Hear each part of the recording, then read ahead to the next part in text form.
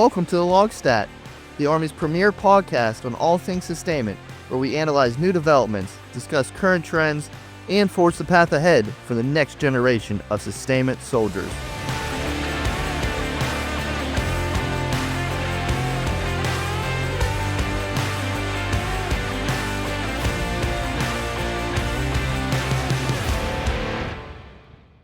Hello everyone, welcome to another episode of the LOGSTAT.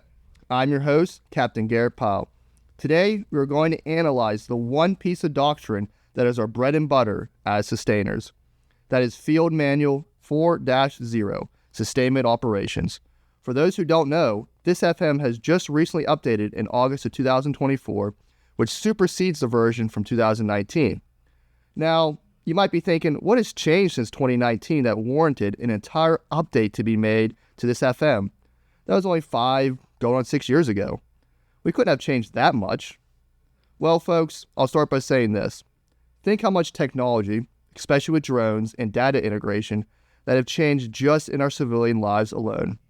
Data is everywhere, and the increasing advancement in technology is constantly changing our landscape. But I'm not the one here today to tell you all about this. To guide us through this development of the brand new FM 4-0, I have here with me today the expert and senior doctrine developer of the Doctrine Division and the Combined Arms Support Command, CASCOM, at Fort Gregg Adams, Mr. Kirk Jones. He has a Bachelor of Science degree from Norfolk State University and was commissioned as a lieutenant in the Ordnance Corps. He recently published an article in the Winter 25 issue of Army Sustainment titled, Multidomain Operations Change the Army's Approach to Sustainment. I'm so happy to have you here today with me, sir. Welcome to the show. Hey, good morning. I'm glad to be here. I'm glad to talk more about FM40 and enlighten some folks. So we're here today. Let's get on into it. Yep. But before we get into this FM, let's talk a little more about your experience as like an ordnance officer and now working in Doctrine Command. What's that been like? Okay, so I was commissioned as an ordnance officer in 1992 into the Army Reserves. My first unit turned out to be a transportation unit, so I was quickly branch transferred to transportation. I spent the rest of my time as a transportation officer, going in to be a logistics officer. So that's where my breadth of my experience comes back from the Transportation Corps. The spearhead of logistics? Spearhead, none happens and some moves. Oh, yeah. Yep. I came to CASCOM in 2007 as a major, as part of the active duty operational support. Okay. So I came to the Doctrine Division, and in 2009, when I came off orders from when I came off my active duty orders, got a job as a civilian right there in the Doctrine Division. So I've been doing doctrine here in CASCOM since 2007. Wow. Yeah.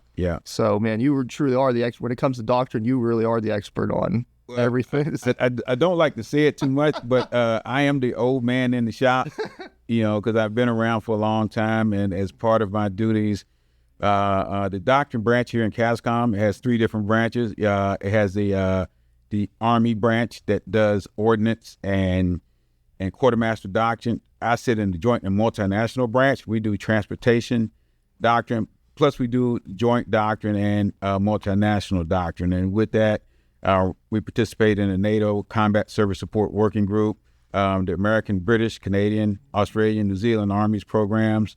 So it kind of got a wide breadth of doctrine. So, yeah. And the third branch is the SSI doctrine branch. They do the AG and the financial management doctrine down there in Fort Jackson. Wow. Yeah. Well, I've even got an FM40 and I've already learned so much already about it. I didn't realize the Doctrine Command had so many different areas. Yeah, a lot of different areas. Yeah. Oh, wow. And you probably just being up there since you said 2007, just to see so many changes then. Yeah. Just in doctrine, going from our coin operations, developing that, and then how getting into multi-domain, large-scale combat operations again. Yeah, I started, when I came in, we were just revising the first field manual FM40. I've seen it change from the first FM40, Combat Service Support, to Army Doctrine publication 40 Sustainment, then Army Doctrine Reference publication sustainment operations. So I've seen the whole gamut as it goes. What's once was old is now new again. Yeah. It's like that's a good thing we're going to be getting into today is like so many of our solutions are in the regulations, in the doctrine. Like it provides us a good foundation to go off of. And I know a lot of talk today is going through large-scale combat operations. Like, well, we've already written the books about this. Right. We just got to get them off the shelf, maybe dust them off a little bit. Right. And update them like we're about to talk about today. But the information's out there. Yes. This isn't anything new. Yes. There'll be some new concepts I know we're going to talk about today that is new because of technology, but the core concepts really haven't changed. Right. So kind of getting into that, just dive into the FM. So why was there a need to update the FM? Well, in 2022, the Army moved away from the COIN operations that we were engaged in Iraq and Afghanistan, and moved to large-scale combat operations. FM 3.0 operations, which was published in August 2022, around that time frame, updated the Army's operational concept from unified land operations to multi-domain operations. And so when the Army's operational concept changes, then that initiates a change for all other doctrine coming under it. Not just sustainment doctrine, but the protection, the cyber, every doctrine manual must update to coincide with the new operational concept. Well, that is a domino effect. Domino. Right there. Big Big domino effect. Yes. Oh, wow. So that change of 3.0, now all these other entities now have to change. Yes. Oh, wow. Now, when the FM 3.0 changed, were you already in the process of generating updates for FM 4, or did you have to wait for 3.0 to drop? Well, we had to wait. We worked very closely with the folks out there at the Combined Arms Doctrine Directorate in Fort Leavenworth. So they were feeding us information that FM 3.0 was changing, and they included us some tidbits along the way so that we had an idea of what we needed to change in FM 4.0.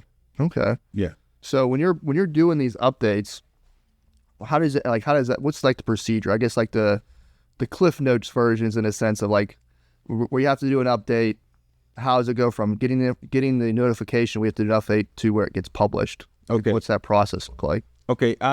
So we have a doctrine development process. It's covered in TRADOC Reg 2536. Okay. The Army Doctrine Publishing Program.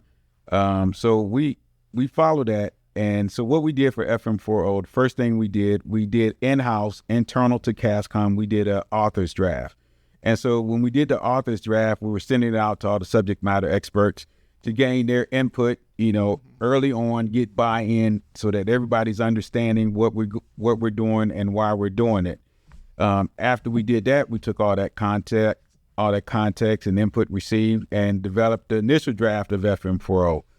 And that took some work, but we got together the initial draft and we sent that out for what we call a worldwide staffing. We gave them 60 days to review it. And I think that generated a little over 1,200 comments for me to go through. Oh, wow. And pick through and understand the context. And from that, you come up with your final draft. And we did a final draft staffing. Final draft staffing generated probably roughly another 1,000 comments, but that's good input for a doctrine developer to know that we're honing in our content and getting it right. Under Major General Simmerly, the CASCOM commander at the time, he asked us to do a couple other minor staffings where we did it with Army senior mentors to get their input on the publication. And we also staffed it with the maritime folks because we have a new chapter on the maritime. So we did those staffings, got the content dialed in, and then Major General Donahue took it on at the end and finished it. She provided her input, sent it off, and I went to the Combined Arms Center and got Lieutenant General Beagle, his review on it, his comments. He had very positive comments on the publication, which was like a big relief because we were wondering what was coming back from him. He only sent like 12 comments back. It was like, very, very good. And then took it on to publication, and it was published August of last year. That is awesome. Definitely a lot more. I wasn't sure if they just put you on a room, lock you in there until you don't come out until you're done. Well, that's the dirty underside we don't want to talk about. There were days it felt like that. Yeah. Just hope the air conditioning comes back on here. Yeah. You stayed here after the lights go out, in the building and stuff. So yeah. Wow, that is definitely learned a lot. Just hearing that, the process it goes through. Yeah. Because I know it's the input, especially from the subject matter experts out there, and just being able to have all those comments. One, I can't believe going through 1,200 comments that is a lot. But I mean, it's good to see that because you're getting input from everybody. Yes. And making sure we are producing the premier product that's really going to benefit the entire community. Yes. And not just sustainers, but all of operations. Yeah. We need to be able to understand each publication as we do joint operations. Yes. And one of the things that we try to do, we try to tie our doctrine with the maneuver side. So there's been a long-going talk from the maneuver side that, well, we can't find your doctrine. So now we try to tie our stuff closely to the maneuver side so they're more easy. On a different note, separate from FM40, we have our echelon publications. We have ATP 493, Theater Sustainment Operations. We have 492, Field Army and Corps Operations, and 491, Division Operations. Those numbers, the 493, 492, 491, corresponds with the maneuver publications 393, 392, 391. So it's really easy to synchronize our publications. That's very smart to do that. This definitely helps. Yeah. Because I know sometimes we can get lost in the hierarchy of all from FMs, ATPs, the technical, just everything just can kind of get lost sometimes. But it's good that you have those connections. Right. So it's easy to reference. Right. That's awesome. As we continue to dive in, we kind of a little bit touched on this, but so how do you see, how has multi-domain operations changed the way we conduct sustainment operations, especially since you just went through probably, as you said, 1,000 comments. What have you seen from your foxhole? Well, multi-domain operations, you really have to think that you're challenged across all domains, air, land, sea, space, and cyberspace. Yeah. So for sustainment operations, you have to understand that you're under continuous contact in some form, whether it's electromagnetic, visual forms of contact with the enemy, because our adversaries, they have capabilities to monitor all of our communications. So from a sustainment perspective, we have to understand that. And as we go into operations, we have to understand that dispersion is key to survivability. If you remember the operations at Iraq and Afghanistan, you had large bases put together. Well, in multi-domain operations, we have to think more along the lines of dispersion for survivability, mass for effects, and then disperse again. That's the key to sustainment operations. That's the biggest thing that I've seen. Oh, wow. So after kind of getting that better understanding of those multi-domain operations, what are the major updates to FM40? Okay, so major updates to FM40. I'm not going to go through the laundry list. I'm just going to hit the big points where we shifted our focus. The previous version of FM40 was more organizational based. Now we moved to an echelon based where we go by the levels of warfare, the national strategic, theater strategic, operational, and tactical warfare. We've included select sustainment tasks that are executed at each level of warfare. FM30 brought the tenets and imperatives of operations. And so we've aligned sustainment operations with the tenets and imperatives for operations. And we gave the sustainment implication, things that sustainers need to think about as they plan and conduct operations. We added a chapter on the maritime, sustainment operations in the maritime environment, because that's even more important, because how will we operate in the Pacific? A lot of times when people think operations, they think land-based, but we need to think PACOM and how we operate in the Pacific, how we do operations. So we have that content added in there. Then we had chapter 7, which talks about training and training for sustainment leaders and training for sustainment formations and what must be done to prepare for a multi-domain environment. Yeah. Awesome. I definitely want to, for myself, get more into the maritime operations, especially since that's definitely the type of environment that I want. I haven't had the experience yet in my logistics history so far, my assignments, but I would definitely love to see that. I'm hoping to experience that, because I want to be able to have opportunities to see all facets of logistics, especially being a transporter. Right. I want to be able to see what that's like. I mean, got to see a little bit as a lieutenant going through here in Bullock and touring everything, but I also want to see those operations. Right. And so I just want to dive more into myself, that chapter. Well, interesting point. As part of my, when I came in as an ordnance and quickly branch transferred to transportation, my first unit, it was a Army watercraft unit. Oh. So, I've had the bulk of my experiences in watercraft operations. That was awesome. Yeah. Just to say, I was in the Army, but I was on a boat. Yeah. Just a unique concept. Yeah. But I definitely want to. That could be an entire podcast episode as it is. Right. Just talking about maritime operations. Right. Because that is going to happen. We saw recently with the port operations. Right. Out in Gaza. Yeah. And then just to see what, because that's going to have a huge, as you alluded to, in PACOM. Right. Because if you're looking at that, everything has to be. When we're looking back to World War II time, struggles we had then with island hopping. Yeah. So that could be just a whole other episode. But kind of tying it into some of the technologies that has changed, kind of helped drive some of this, is the precision sustainment predictive logistics.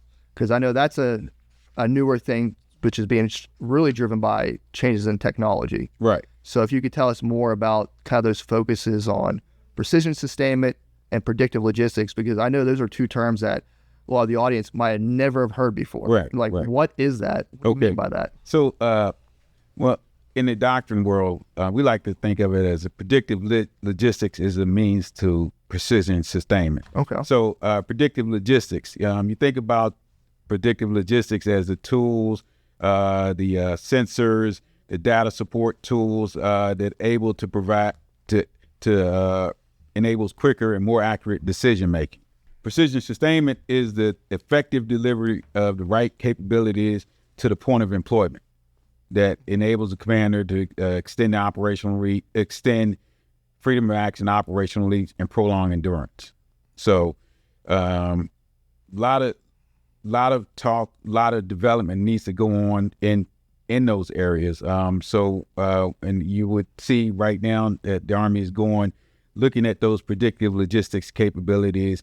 I'm sure as a young captain, you've heard about data analytics and oh yes, and all those things. Mm-hmm. And so the whole goal is to be able to make decisions faster than the adversary and to deliver our capabilities and effects to exploit those positions of relative advantage.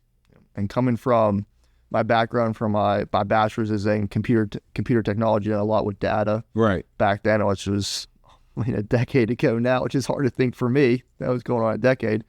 But just seeing even back then the way that I was using data to drive decisions on the civilian side was in my courses, and then seeing it now how the Army itself is using data, which just like the rest of the civilian world has been using data. Right. Because data, that's just drives everything. Right. Think about it with Amazon. They're using data on how to establish, okay, these are the products that we need at this warehouse to ensure a faster delivery, right, especially for that last mile delivery. That's correct. And we're applying that same concept now into our sustainment operations in the Army. So we're not getting to a point now where like, oh, let's just push everything we have forward, losing everything. Now we have no reserve. Right. Or we push everything forward. Oh, that convoy or whatever just got completely decimated. Now we lost everything. Right. That's why precision sustainment, the effective delivery of the right capabilities, not just pushing the Iron Mountain path forward, because we go back to what I said earlier about dispersion is key. When you get to Iron Mountains, you become more stagnant, but you got to consider our adversaries' capabilities to affect us anywhere, to include the homeland. What we do if we have a cyber attack and we're trying to get out of a port or something, and they knocked out all the electricity or all the infrastructure. Yeah, that's all in part of it. Yep. Yeah. And now, not going, because I mean, we can go to the whole other side of the kind of you just kind of alluded to is like, what if this technology is taken out? Because now it's like, okay, how are we going to do precision and predictive? We have no technology to do it. Now we got to go old school, Right. back to analog. Right. So ensuring that, especially to our audience, is like, while these technologies are great, like we have all this technology to assist us with doing predictive logistics. And I say, okay, this is what I need, but not losing the art of doing it by analog. Right. Because it doesn't have to be a cyber attack. It'd be like the generator ran out of fuel, or something happened. Yeah. I have no power to run it. Right. But the concept is still there. Right. On how to do it. Right. Right. And that's essential. And I know we're going to get to it later, but for sustainment formations, they need to train to those standards. What happens if? Yep. We don't have all the satellites and everything else, and you don't have the cell phones. No. You won't have the cell phones. So, how do you execute your mission? And it's a hard thing to do, a hard thing to plan for, but that's what you have to consider. Yeah. I think that's a good way to. That's a good thing with this FM is like, it's teaching people the core concepts at their foundation. Right. So that you can conduct sustainment, logistical operations without the use of technology. Right. Because, as we said, anything's possible. Right. And if you can do the basics and get out your whiteboards. Right. And be able to do it that way, you're going to be able to conduct your mission no matter what. Right. And that's saying just don't become reliant on technology, because we all do it. We all do it. We all become reliant on just the ease and the efficiency of, I can just pull it up. I can just get it on my phone real quick. I can just type this into my Excel sheet. It'll give it to me. Right. But can you still do it by hand? Can you still do your fuel calculations by hand? Right. That's something we cannot lose. And then, like we said, we can still do this precision predictive.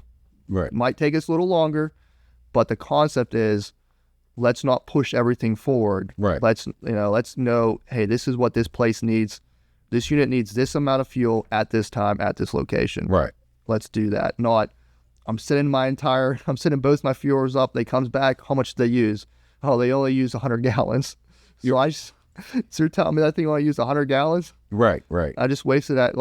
So there's things that we can do better. Yeah, definitely.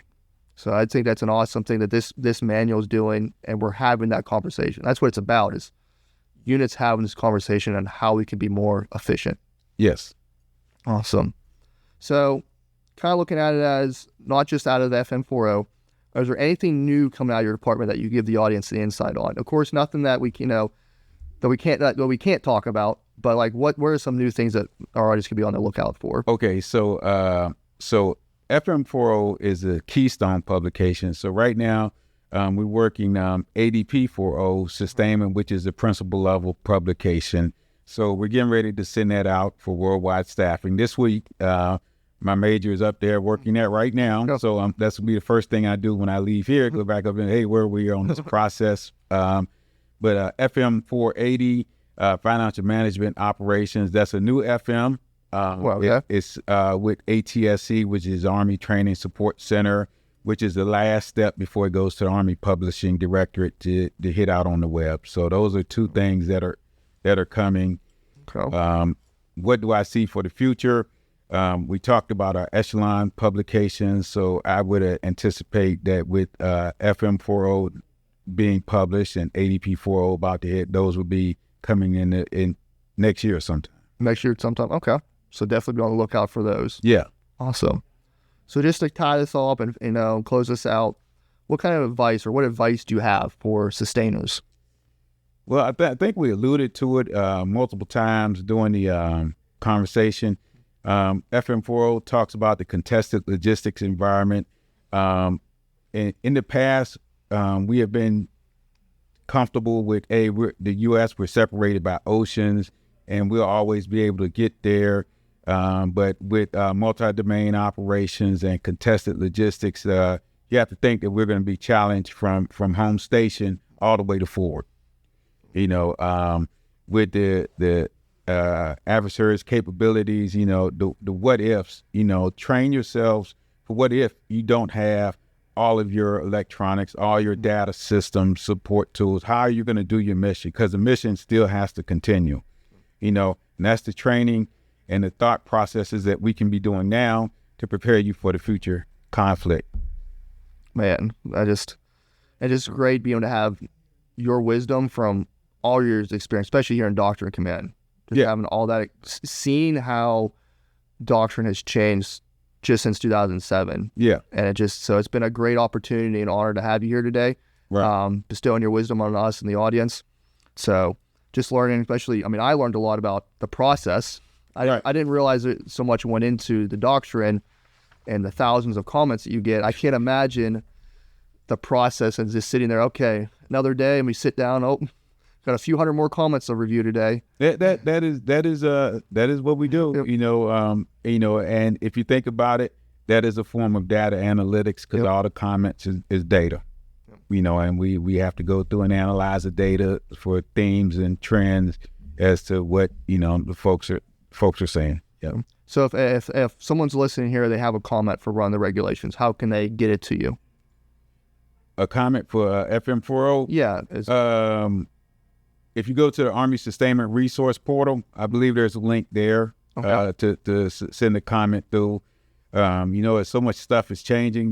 Mill Suite is getting ready to sunset at the end of this month. So, but if you have FM40 right up there in the front, and I believe it's in the preface, there's an email address. Oh, perfect. There's an email address to send it, and it comes to a inbox right here to us that we all have access to, and we all modify. Perfect. Well, folks, you heard it here. So if there's anything out there that you see happening within your formations, like, cool, this would be something good to add to any future things, or things you say, hey, or just drop them a line, say, hey, this has been a great FM. I know they'd really appreciate just seeing how all the hard work they're doing here is being applied. But I know I learned a lot today. I want to thank you, sir, for coming in and providing such a great insight to our listeners, especially how we're able to apply this in the future operations, this FM. Right. The solution is simple. Use these pieces of doctrine as your foundation to build any plan, and you will be successful. Make time in your daily battle rhythm to read some doctrine to sharpen your toolkit and become a more lethal, multifunctional sustainer by the day. I'm excited to see everything else your office is working on, and hope to have you back on the show. Hey, more than glad to come back anytime. As I was talking about it with some of our other folks upstairs, I said, hey, maybe when books come out, you can have them come down and do the podcast also. And last thing, shameless plug, the Army Sustainment Resource Portal. If you go out to there, there's a link to a FM40 trailer video that we did, and there's for anybody in the audience that wants to know more about FM40, there's Train the Trainer slides. The Train the Trainer slides have two briefs. They have a more senior level brief for senior leaders, and then they have a more, I'll just say, down and dirty brief, which is more detailed, and all the facial slides. That was part of our post-publication efforts. Awesome. That is very good to know. That is a fantastic tool to get people more engaged with the FM and a better understanding. Yes. It's awesome. And also be sure to check out your article in the winter issue of the Army Sustainment for even a more detailed look into the FM. That is all we have today, folks. I hope you have enjoyed our discussions. Be on the lookout for more episodes dropping every 2 weeks. Sustainment leaders, start here. See you next time.